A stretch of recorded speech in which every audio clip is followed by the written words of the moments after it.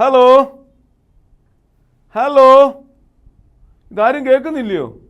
ഇതാണ്ട് റോബിനും ജോബിനും ജോനായും ജോയലും അതുകൊണ്ട് ജസിക ജാസിലിനൊക്കെ ഓടി വരുന്നതേ ഉള്ളൂ. ബിനുവും ജോജുവും ഒക്കെ ഈ ഏറിയെ കാണാനേ ഇല്ല. എല്ലാവരും വന്നു. യെസ്, എനിക്കറിയാം നമ്മൾ ഒരാഴ്ചത്തേക്ക് ശേഷം വീണ്ടും പാട്ട് പഠിക്കാൻ നിങ്ങൾക്ക് എല്ലാവർക്കും ഇഷ്ടമാണെന്ന് എനിക്കറിയാം. ഞാൻ ചോദിക്കട്ടെ, ഇന്നലെ രാത്രി കിടന്നപ്പം പ്രാർത്ഥിച്ചവരെത്ര പേരുണ്ട്? അയ്യോ എൻ്റെ ദൈവമേ, എല്ലാവരും പ്രാർത്ഥിച്ചോ? അടുത്ത ചോദ്യം, എത്ര പേര് ബൈബിൾ വായിച്ചു? എന്തോ പറ്റി വായിക്കാഞ്ഞ്? ഉറങ്ങിപ്പോയോ? ഉറങ്ങിപ്പോയല്ലയോ? യേശു അപ്പച്ചൻ്റെ കുഞ്ഞുങ്ങൾ എന്നും ബൈബിൾ വായിക്കും, എന്നും പ്രാർത്ഥിക്കും. യേശു അപ്പച്ചൻ്റെ കുഞ്ഞുങ്ങൾ. ഞാൻ വേറെ കാര്യം ചോദിച്ചോട്ടെ, നിങ്ങളുടെ ടീച്ചേഴ്സിന് വേണ്ടി എത്ര പേര് പ്രാർത്ഥിച്ചിട്ടുണ്ട്? വേൾഡ് ടു വേൾഡ് ടെലിവിഷനിലെ ഈ ബട്ടർഫ്ലൈസ് പ്രോഗ്രാമിന് വേണ്ടി എത്ര പേര് പ്രാർത്ഥിച്ചിട്ടുണ്ട്? ഇതിൻ്റെ പിന്നിൽ അധ്വാനിക്കുന്നവർക്ക് വേണ്ടി എത്ര പേര് പ്രാർത്ഥിച്ചിട്ടുണ്ട്? നിങ്ങളെല്ലാവരും പ്രാർത്ഥിക്കുന്നുണ്ട്. യെസ്, അതാണ് ഞങ്ങളുടെ ബലവും കരുത്തും. മക്കളെ, ജീവിതം ചെറുതാണ്, അതിനെ നന്നായി ഉപയോഗിക്കാനായിട്ട് സാധിക്കണം. അത് എപ്പം വേണേലും ഉടഞ്ഞു പോകാം. അതുകൊണ്ട് പ്രാർത്ഥനയോടുകൂടെ അതിനെ കൈകാര്യം ചെയ്തെങ്കിൽ മാത്രമേ ഉടയാതെ ലക്ഷ്യം കണ്ടെത്താനായിട്ട് സാധിക്കുകയുള്ളൂ. എപ്പം വേണേലും വീണു പോകാം, ഉടഞ്ഞു പോകാം. എന്നാൽ ദൈവത്തിൻ്റെ കരങ്ങളിൽ പ്രാർത്ഥനയോടുകൂടെ കൊടുത്താൽ ഒരു നാളും ഉടഞ്ഞു പോകുകയില്ല. കുഞ്ഞുങ്ങളെ, നമ്മൾ സന്തോഷിച്ചിരിക്കുമ്പോൾ നമുക്ക് ഈണം വലിയ ഇഷ്ടമാണ്. എന്നാൽ നമ്മൾ ദുഃഖത്തിലായിരിക്കുമ്പോൾ അതിൻ്റെ വരികൾ നമ്മുടെ ഹൃദയത്തെ സ്പർശിക്കും. അങ്ങനെയെങ്കിൽ നമുക്ക് ആദ്യത്തെ സെഗ്മെൻറ്റിലേക്ക് പോകാം. ഒന്നായി പാടാം.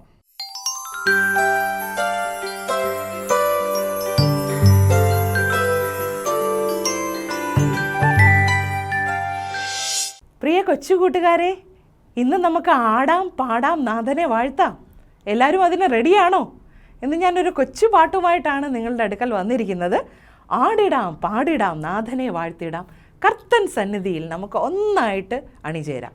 ഏതൊക്കെ പ്രദേശത്തിരിക്കുന്ന കൂട്ടുകാരാണെങ്കിലും നമുക്ക് ഒന്ന് ചേർന്ന് ഈ പാട്ടിലൂടെ അണിചേർന്നുകൊണ്ട് കർത്താവിനെ പാടി സ്തുതിക്കാം. ആടാം പാടാം. അതിന് റെഡിയാണോ? ഈ കുഞ്ഞി പാട്ട് പഠിക്കുവാനായിട്ട് എല്ലാ കൊച്ചു കൂട്ടുകാരെയും സ്വാഗതം ചെയ്യുന്നു.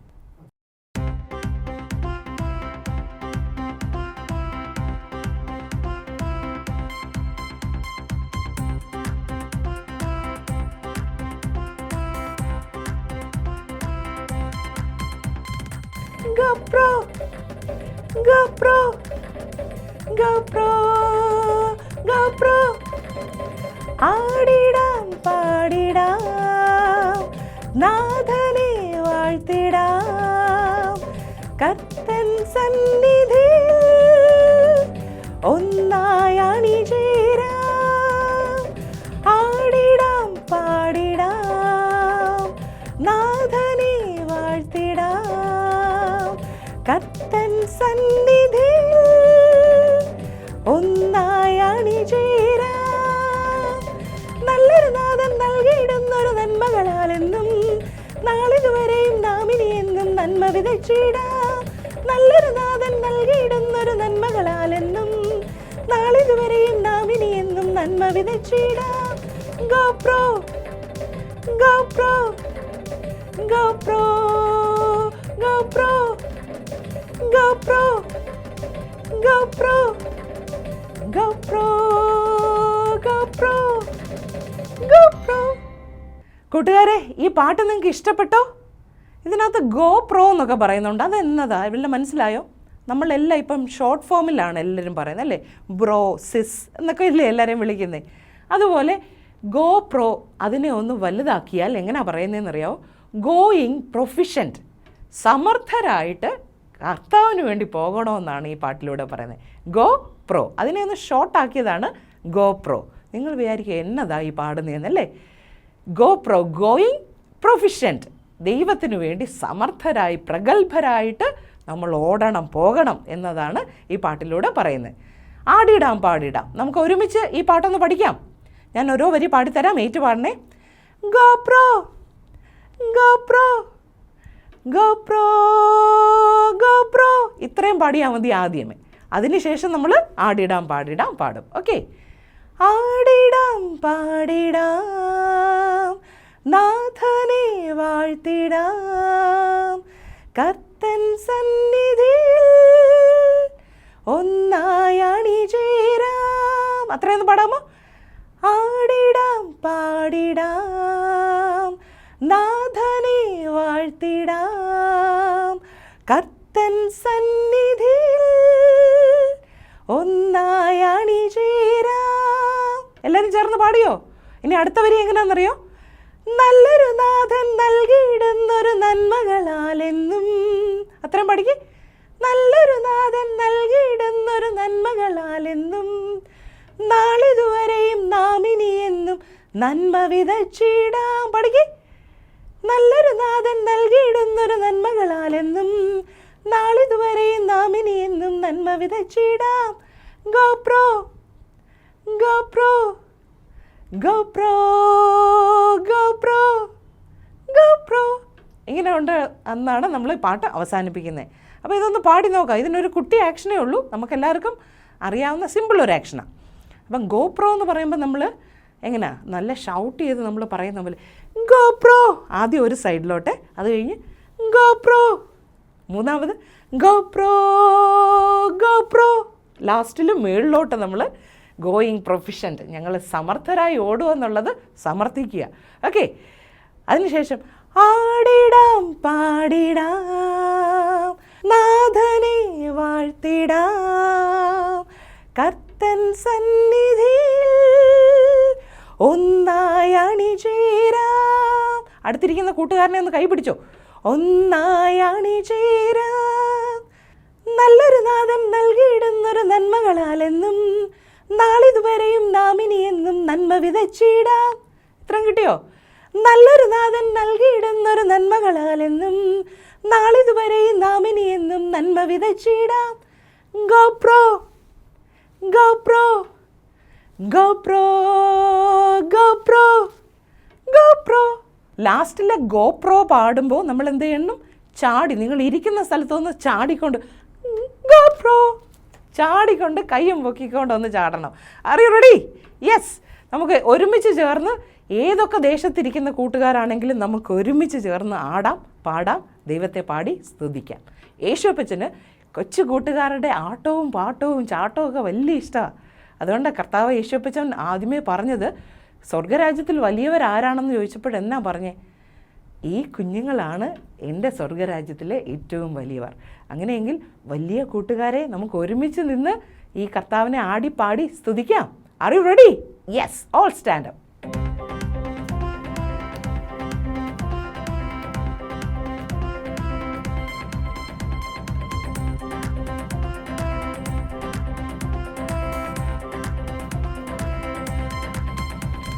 GoPro GoPro GoPro GoPro. ആടിടാം പാടിടാം നാഥനെ വാഴ്ത്തിടാം, കർത്തൻ സന്നിധിയിൽ ഒന്നായി അണിചേരാം. ആടിടാം പാടിടാം നാഥനെ വാഴ്ത്തിടാം, കർത്തൻ സന്നിധിയിൽ ഒന്നായി അണിചേരാം. നല്ലൊരു നാഥൻ നൽകിയിടുന്നൊരു നന്മകളാലെന്നും, നാളിതുവരെ നാം ഇനിയെന്നും നന്മ വിതച്ചിടാം. നല്ലൊരു നാഥൻ നൽകിയിടുന്നൊരു നന്മകളാലെന്നും, നാളിതുവരെ നാം ഇനിയെന്നും നന്മ വിതച്ചിടാം. GoPro GoPro GoPro GoPro GoPro GoPro GoPro GoPro GoPro. എല്ലാ കൂട്ടുകാരും ചാടിയായിരുന്നോ? നല്ല കൂട്ടുകാരെ, എല്ലാവരും നന്നായിട്ട് ഗോയിങ് പ്രൊഫിഷ്യൻറ്റ്, നന്നായിട്ട് സമർത്ഥരായി കർത്താവിന് വേണ്ടി ഓടും എന്ന് ചൊണയോടെ പറഞ്ഞ കൂട്ടുകാരാ. അങ്ങനെ പറഞ്ഞ എല്ലാ കൂട്ടുകാരെയും യേശുപ്പച്ചൻ ധാരാളമായ നന്മകളാൽ അനുഗ്രഹിക്കട്ടെ. Thank you all.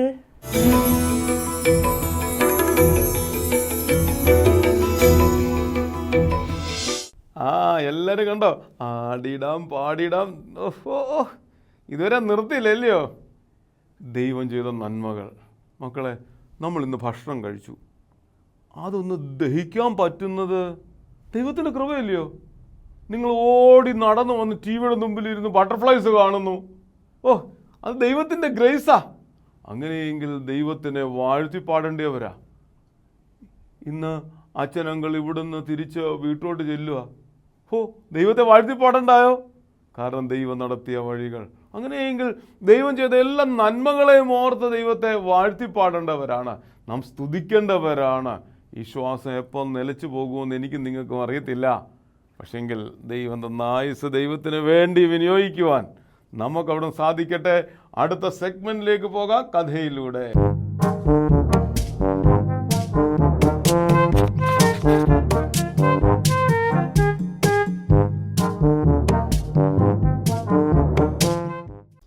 ഹായ് കൂട്ടുകാരെ, എല്ലാവർക്കും സുഖമാണോ? എല്ലാവരും സന്തോഷമായിട്ടിരിക്കുന്നോ? നമുക്കിന്ന് വീണ്ടും കഥ കേൾക്കാം. കഥ കേൾക്കുന്ന ഇഷ്ടമല്ലയോ? ഒരു പുതിയ കഥ കേൾക്കാം. ആരുടെ കഥയാണെന്നറിയാമോ? ആർക്കെങ്കിലും പറയാമോ? ഇത് വേദപുസ്തകത്തിലുള്ള ഒരു വ്യക്തിയുടെ കഥയാ. ആ വ്യക്തിയുടെ പേരെന്താണെന്നറിയാമോ? ദാനിയേൽ എന്നായിരുന്നു ആ വ്യക്തിയുടെ പേര്. എന്താ ദാനിയേലിൻ്റെ പ്രത്യേകത?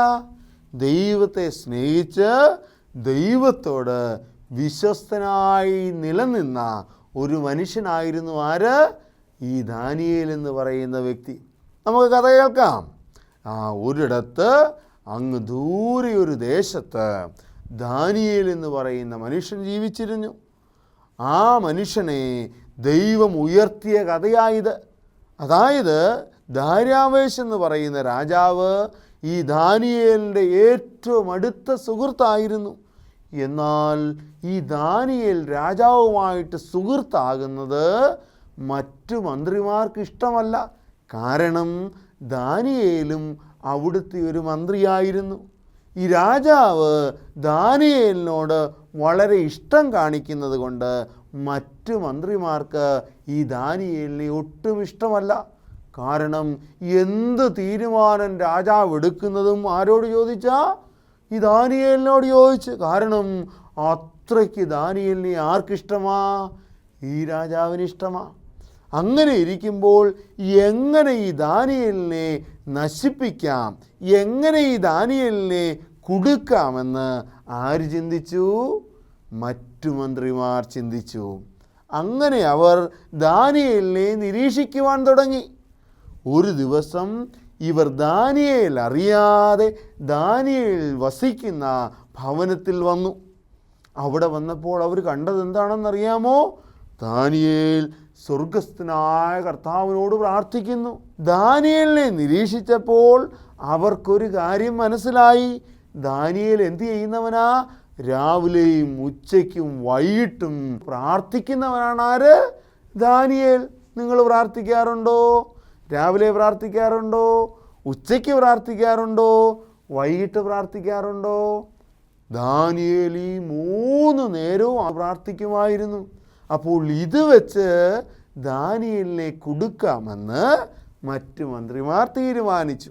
അങ്ങനെ അവർ എന്ത് ചെയ്തെന്നറിയാമോ? രാജാവിൻ്റെ അടുക്കൽ പോയിട്ട് അവർ രാജാവിനോട് പറഞ്ഞു, രാജാവേ, പുതിയൊരു കൽപ്പന അങ്ങ് എഴുതിയുണ്ടാക്കണം. അങ്ങയുടെ മോതിരം വെച്ച് മുദ്ര ചെയ്യണം.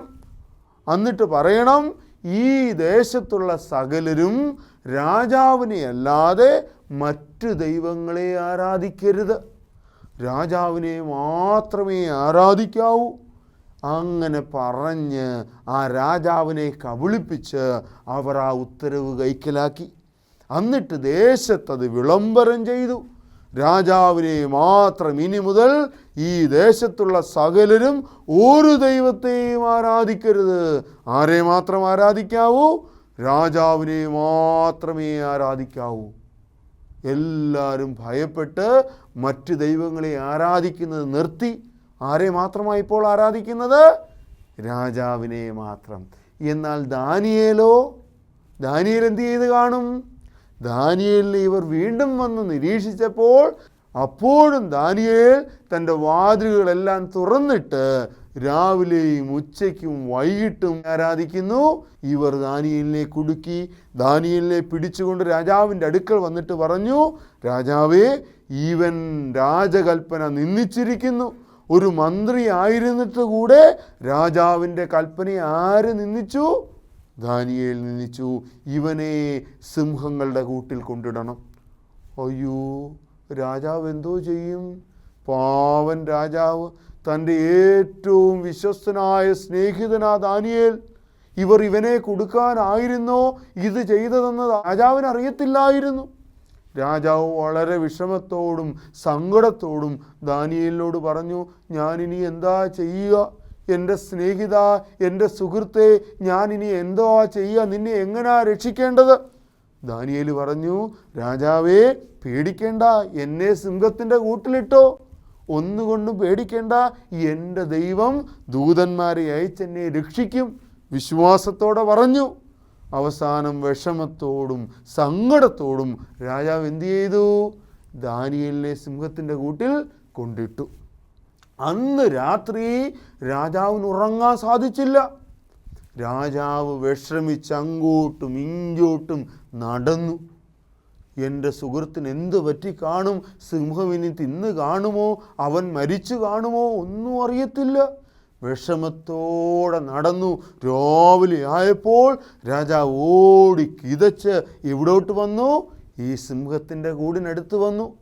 കൂടിനടുത്ത് വന്നിട്ട് വിളിച്ചു ചോദിച്ചു, ദാനിയേലേ, നീ സുഖമായിരിക്കുന്നോ? അപ്പോൾ രാജാവ് അതിശയിക്കുന്ന ഒരു ശബ്ദം അവിടെ നിന്ന് കേട്ടു. എൻ്റെ സുഹൃത്ത് രാജാവേ, ഞാൻ സുഖമായിരിക്കുന്നു. രാജാവിന് അതിശയമായി. രാജാവ് സിംഹത്തിൻ്റെ കൂട്ടിൽ നിന്ന് ദാനിയേലിനെ പുറത്തു കൊണ്ടുവന്നു. എന്നിട്ട് ചോദിച്ചു, എങ്ങനെയാ നീ രക്ഷപ്പെട്ടത്? രാജാവിന് ആകാംക്ഷയായി. ആരാ രക്ഷിച്ചത്? ദാനിയേൽ പറഞ്ഞു, എന്നെ സിംഹത്തിൻ്റെ കൂട്ടിലിട്ട സമയത്ത് ഞാൻ എൻ്റെ ദൈവത്തോട് പ്രാർത്ഥിച്ചപ്പോൾ ഈ സിംഹങ്ങൾ എന്നെ കടിക്കുവാനായി വന്നപ്പോൾ അവൻ തൻ്റെ ദൂതന്മാരെ അയച്ച് സിംഹത്തിൻ്റെ വാ അടച്ചു കളഞ്ഞു. അങ്ങനെ എൻ്റെ ദൈവം എന്നെ രക്ഷിച്ചുവെന്ന്. രാജാവ് എന്ത് ചെയ്തെന്നറിയാമോ? ഈ ദാനിയേലിനെ കൊടുക്കുവാൻ ശ്രമിച്ച സകല മന്ത്രിമാരെയും ഈ സിംഹത്തിൻ്റെ കൂട്ടിലിട്ടു. അവരങ്ങോട്ട് വീണപ്പോൾ തന്നെ സിംഹം അവരെ കടിച്ചു കയറി. ഈ കഥയിൽ നിന്ന് നമുക്ക് എന്തോ മനസ്സിലായത്? നമ്മൾ ദൈവത്തോട് പ്രാർത്ഥനയോടും വിശ്വസ്തരായി നിന്നാൽ നമ്മുടെ ജീവനെ രക്ഷിക്കുന്നവനാണ് ആര്? നമ്മുടെ യേശുവപ്പച്ചൻ.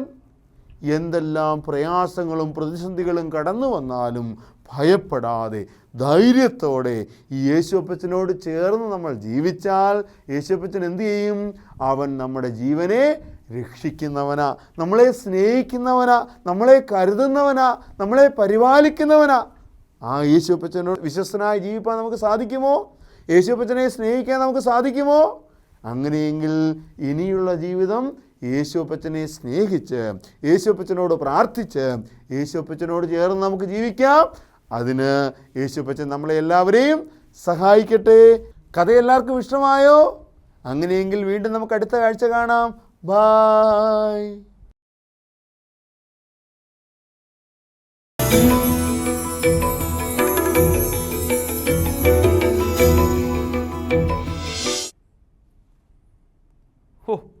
സൂപ്പർ ഇല്ലയോ?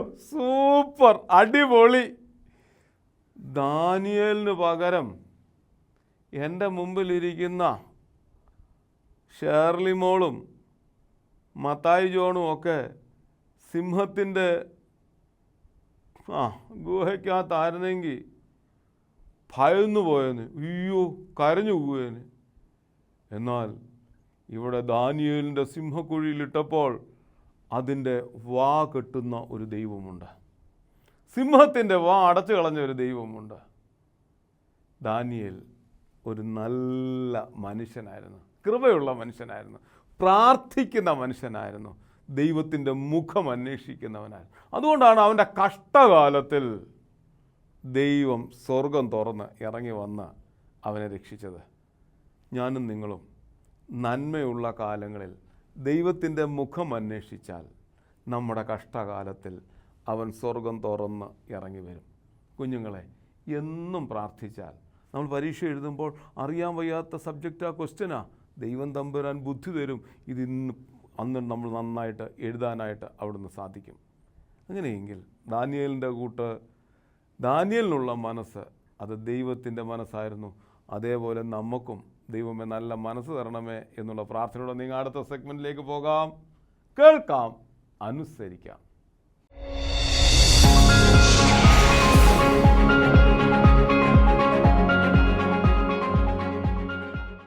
ടിങ്കു, എഴുന്നേക്കടാ. ടിങ്കു, രാവിലെ ഇത്രയും സമയമായി, 7 മണിയായി. ഈ വെളിച്ചമൊക്കെ നിൻ്റെ മുഖത്തോടടിക്കുന്നത് നിനക്ക് ഒരു എക്സ്പ്രഷൻ, മുഖത്തൊരു ഭാവവും ഇല്ലല്ലോ. ഹേയ് ടിങ്കൂസ്, നീ എഴുന്നേക്ക്. എനിക്ക് ഇരുട്ടാണ് ഇഷ്ടം. ഓ, ഇവൻ ഇരുട്ടാണ് ഇഷ്ടം, വെളിച്ചം ഇഷ്ടമല്ല. രാവിലെ വെളിച്ചം ഇഷ്ടമല്ല, വൈകിട്ട് കുഴപ്പമില്ല. ഓക്കെ, ഇവൻ വൈകിട്ട് കുഴപ്പമില്ല, കാരണം രാവിലെ എഴുന്നേക്കാനുള്ള മടിയാണ് ഇവന് വെളിച്ചം ഇഷ്ടമില്ലാത്തതിൻ്റെ കാരണം. ഫ്രണ്ട്സ്, നിങ്ങൾ പറ, നിങ്ങൾക്ക് ഏറ്റവും ഇഷ്ടപ്പെട്ട വെളിച്ചം ഏതാണ്? പള്ളിപ്പെരുന്നാളിൻ്റെ വെളിച്ചം. പള്ളിപ്പെരുന്നാളിൻ്റെ വെളിച്ചമോ? ചില കുട്ടികൾ പറയും പടക്കം പൊട്ടിക്കുന്നതിൻ്റെ ശബ്ദവും വെളിച്ചവുമാണ് എനിക്ക് ഭയങ്കര ഇഷ്ടമെന്ന് പറയും. ഫ്രണ്ട്സ്, നിങ്ങൾക്ക് ഏറ്റവും ഇഷ്ടപ്പെട്ട വെളിച്ചം ഏതാണ്? ബൈബിളിൽ പറയുന്നുണ്ട് യേശു കർത്താവ് വെളിച്ചമാണ്. Jesus is the light of the world. ഈ ലോകത്തെ പ്രകാശിപ്പിക്കുന്നത് യേശു കർത്താവ് മാത്രമാണ്. അങ്ങനെയെങ്കിൽ പ്രകാശത്തിൻ്റെ മക്കളാണോ നമ്മൾ? പിന്നെ ഇവൻ പ്രകാശത്തിൻ്റെ മക്കളാണ്. പ്രകാശത്തിൻ്റെ മക്കൾ നന്മയുടെ വക്താക്കളായി മാറും, നന്മ ചെയ്യുന്നവരായി മാറും. പ്രകാശത്തിൻ്റെ മക്കൾ യേശു കർത്താവിനെ ഫോളോ ചെയ്യുന്നവരായി മാറും. ഇരുട്ടിനെ ഒരിക്കലും നീ ഇഷ്ടപ്പെടുന്നുണ്ടോ? രാത്രി കിടന്ന് ഉറങ്ങാൻ നല്ലതാണ്. ഓക്കെ, രാത്രി കിടന്ന് ഉറങ്ങാൻ നല്ലതാണ്, അതുകൊണ്ട് ഇരുട്ട് ഇഷ്ടമാണ്. ഞാനതല്ല ഉദ്ദേശിച്ചത്. ഞാൻ ഉദ്ദേശിച്ചത് തിന്മയെ നീ ഇഷ്ടപ്പെടുന്നുണ്ടോ എന്നാണ് ചോദിച്ചത്. ഒരിക്കലുമില്ല. അങ്ങനെയെങ്കിൽ തിന്മയുടെ മക്കളായി നമ്മൾ മാറണ്ട. ഡാർക്ക്നെസ് നമ്മളിന്ന് മാറിപ്പോട്ടെ, ഇരുൾ നമ്മളിന്ന് മാറിപ്പോട്ടെ, നമ്മൾ വെളിച്ചത്തിൻ്റെ മക്കളായി മാറണം. ഇരുളിനെ നീക്കുന്നത് ആരാണ് നീ പറ? അത് ദൈവമല്ലേ? ആ, ദൈവം തന്നെയാണ്, യേശു കർത്താവാണ്. യേശു കർത്താവ് എന്ന ലൈറ്റ് ഉള്ളിലുള്ളവർക്ക് യഥാർത്ഥത്തിലുള്ള ഡാർക്ക്നെസ്സിനെ മാറ്റിക്കളയാൻ പറ്റത്തുള്ളൂ. ഡാർക്ക്നെസ് എന്ന് പറഞ്ഞാൽ പാവമാണ്. എനിക്കറിയാം. ഓക്കെ, ഇവനറിയാം, സിൻ ആണെന്നറിയാം. അങ്ങനെയെങ്കിൽ സത്യത്തിൻ്റെ വെളിച്ചമാണ് യേശു കർത്താവ്, നമ്മുടെ വിജയത്തിൻ്റെ വെളിച്ചമാണ് യേശു കർത്താവ്, നമ്മുടെ വളർച്ചയുടെ വെളിച്ചമാണ് യേശു കർത്താവ്. അങ്ങനെയെങ്കിൽ ആ യഥാർത്ഥ ലൈറ്റിനെ നമുക്ക് പിൻപറ്റാം. നീ തയ്യാറാണോ? ഞാൻ തയ്യാറാ. എന്തിന്? യേശു കർത്താവിനെ ഫോളോ ചെയ്യാൻ. ശരിയാണോ? യെസ്. യേശു കർത്താവിനെ ഫോളോ ചെയ്യാൻ ഇവൻ തയ്യാറാണ്. കൂട്ടുകാരെ, നിങ്ങളോ? ആ വെളിച്ചത്തിൽ നടന്നാൽ നമ്മളും വെളിച്ചത്തിൻ്റെ മക്കളായി മാറും. അങ്ങനെയെങ്കിൽ ഞാൻ വിളിച്ചോട്ടെ, വെളിച്ചത്തിൻ്റെ മക്കളെ. ഓ, നിന്നോടല്ല, കൂട്ടുകാരോടാ ചോദിച്ചത്. വെളിച്ചത്തിൻ്റെ മക്കളെ. ഓ, നീ പറയണ്ട, അവരോടാ ചോദിച്ചത്. വെളിച്ചത്തിൻ്റെ മക്കളെ. ദൈവം അനുഗ്രഹിക്കട്ടെ.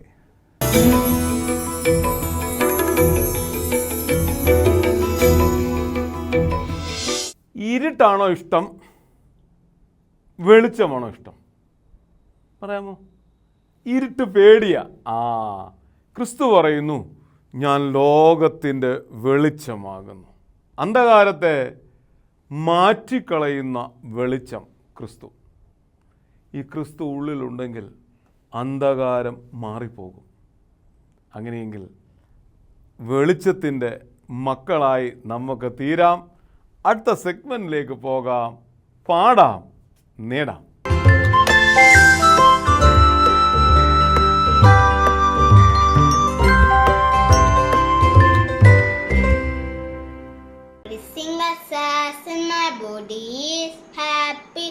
Every single cells in my body is fine.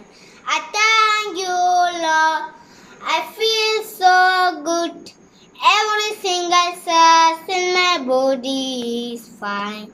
I thank you, Lord. I feel so good. Every single cells in my body is fine.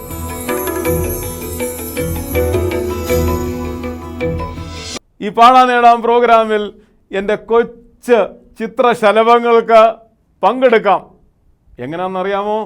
ഈ താഴെ കാണുന്ന മൊബൈൽ നമ്പറിൽ നിങ്ങൾ മൊബൈൽ ഈ വിധത്തിൽ പിടിച്ച് 2 മിനിറ്റിൽ കുറയാതെ പാട്ടുപാടി റെക്കോർഡ് ചെയ്ത് ഞാൻ അയച്ചു തരാമെങ്കിൽ വരുന്ന ആഴ്ച ജോഷുവ, ജോനഥൻ, ജോബിൻ ആരെങ്കിലും പാട്ട് ഇവിടെ നമുക്ക് കേൾക്കാം, നമുക്ക് ഒരുമിച്ച് ആസ്വദിക്കാം. അടുത്ത ആഴ്ച വീണ്ടും കാണും വരെ ബൈ.